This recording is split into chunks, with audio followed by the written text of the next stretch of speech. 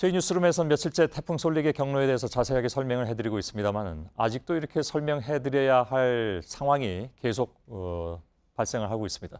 사회부 윤영탁 기자와 잠깐 좀 더 얘기 나누도록 하겠습니다.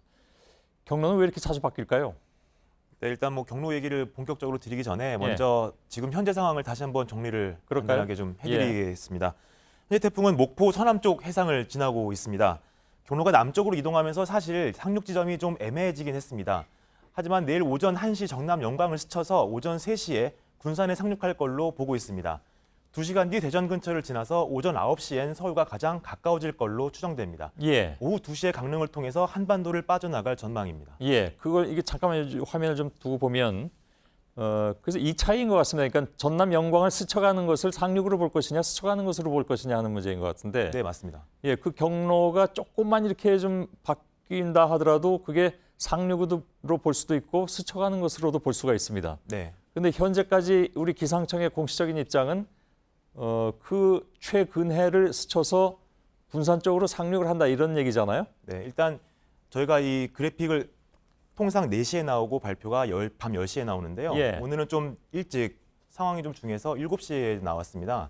그때 상황에서는 말씀하신 대로 태풍 경로가 약간 남쪽으로 수정되면서 불규칙한 그 해안선 때문에 어디를 상륙 지점으로 봐야 되는지 문제가 좀 있었는데 7시 상황에서는 정남 영광을 윗부분을 좀 지나서 군산으로 들어간다고 하는데 저희는 본격적으로 한반도의 본토에 진입하는 시점을 군산으로 봐서 새벽 3시 군산을 상륙 시점으로 생각하고 있는 겁니다. 알겠습니다. 사실 이 정도는 그게 아주 중요하진 않을 수도 있습니다. 어차피 저쪽으로 올라오는 것이고 피해는 저쪽에서 많이 날 수가 있다는 그런 얘기니까 어제 오후에 일본 기상청이 경로를 확 틀었다는 소식을 전해드린 바 있는데 어제만 해도 너무 방향이 크게 바뀐 것 아닌가 싶었는데 결국 그 방향대로 가고 있는 거라고 봐야 되겠네요. 그럼? 네, 맞습니다. 일단 오늘도 먼저 오후 6시에 발표한 일본 기상청에 발표한 예상 경로를 먼저 살펴보시겠습니다.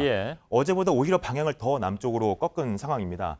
이대로라면은 광주를 지나서 경북 울진 부근으로 지날 걸로 보입니다. 어제 일본 기상청이 경로를 수정한 뒤에 미국은 오늘 자정에 우리 기상청도 오늘 새벽부터 경로를 남쪽으로 수정했습니다. 자, 그래서 뭐 현재까지로는 일본 기상청이 보다 좀 더 정확하게 예측을 했다. 뭐 그렇게 봐야 될 것 같긴 합니다. 아무튼 상륙은 초읽기에 들어가 있는데 아주 이례적으로 보이긴 합니다. 이렇게 경로가 수시로 바뀌는 것은.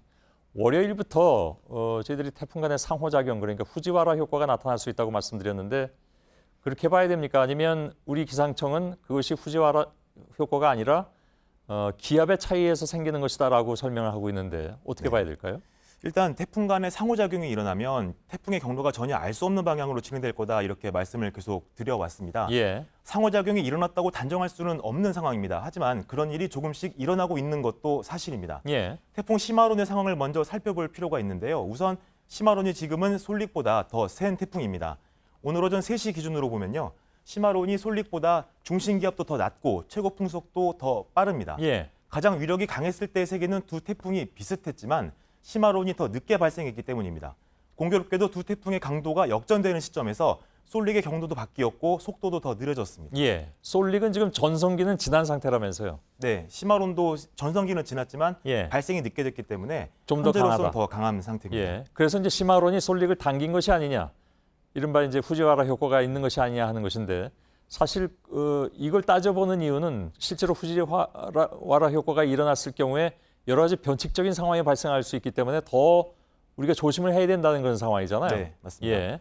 먼저 정리를 그동안 많이 해드렸는데 다시 한번 정리를 해드리면요. 이 상호작용은 두 태풍 간의 거리가 가까울수록 가능성이 더 높아집니다. 시마론은 이동 속도가 시속 40km 안팎으로 솔릭보다 몇 배는 더 빠릅니다. 아까 오늘 오전 3시 이미 시마론이 세기가 더 세졌다고 말씀을 드렸는데 거리를 저희 재보니까요. 900km도 채 안 됐습니다.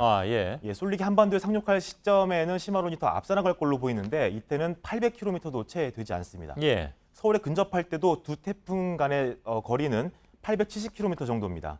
이 후지와라 효과가 통상 1000에서 1200km 내에서 일어날 가능성이 높은 걸로 알려져 있습니다. 그렇다면 뭐 가능성이 그만큼 보이는 거군요. 기상청은 정확하게 뭐라고 설명을 합니까?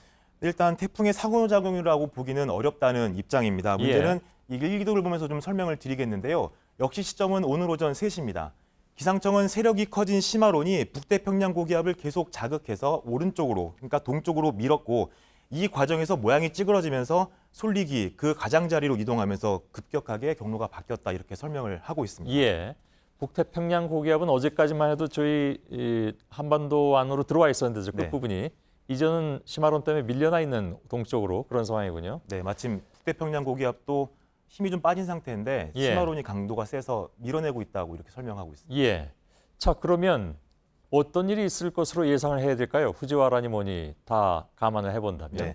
일단 모두 상호작용이 일어난다는 가정하에 한번 이야기를 해보겠습니다. 지난 2012년 태풍 덴빈과 볼라벤의 사례가 실제로 있었던 만큼 이번에도 시마론이 솔릭을 밀어낼 가능성이 가장 높다고 볼 수 있습니다.